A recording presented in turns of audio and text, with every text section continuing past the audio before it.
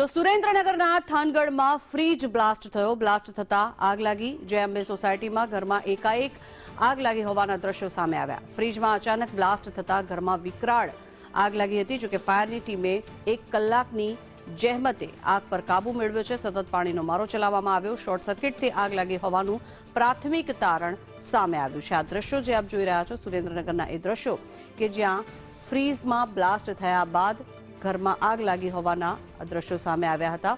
જો કે આગ પર કાબુ મેળવી લેવાયો છે, પરંતુ ત્યારબાદ જે નુકસાન થયું છે તેના આ દ્રશ્યો હાલ આપ જોઈ રહ્યા છો, જેના કારણે થઈને લોકોને ખૂબ જ સાવચેત રહેવાની પણ અપીલ વારંવાર કરવામાં આવતી હોય છે. શોર્ટ સર્કિટના કારણે થઈને આ આગ લાગી હોવાનું પ્રાથમિક તારણ સામે આવી રહ્યું છે. સુરેન્દ્રનગરના થાનગઢમાં આ દુર્ઘટના સર્જાઈ કે જ્યાં ફ્રીઝમાં બ્લાસ્ટ થયો હતો. શોર્ટ સર્કિટના કારણે થઈને ફ્રીઝમાં બ્લાસ્ટ થયો હતો. આ જય અંબે સોસાયટીના ઘરમાં એકાએક આગ લાગી.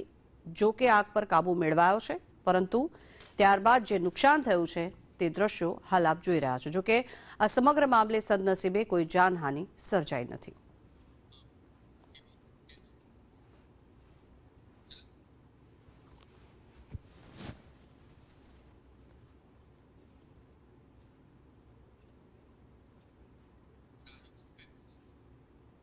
આજ અંગે વધુ માહિતી મેળવીએ. સંવાદદાતા શાહરૂખ આપણી સાથે જોડાયા છે. જે આ સમગ્ર મામલો સામે આવ્યો છે, જે આગ લાગી હતી, અત્યારે હાલ શું પરિસ્થિતિ છે?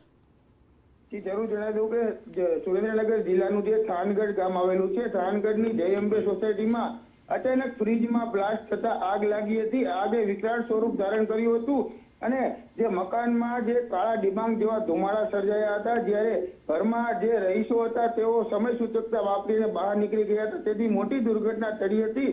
બનાવને પગલે ફાયર બ્રિગેડને જાણ કરતા ફાયરની ટીમ ઘટના સ્થળે પહોંચી અને 1 કલાકની ભારે જહેમત બાદ આગ પર કાબુ મેળવ્યો હતો. જ્યારે પ્રાથમિક તપાસમાં શોર્ટ સર્કિટના કારણે આગ લાગી હોવાનું સામે આવ્યું હતું. જી આભાર શાહરૂખ સમગ્ર માહિતી બદલ.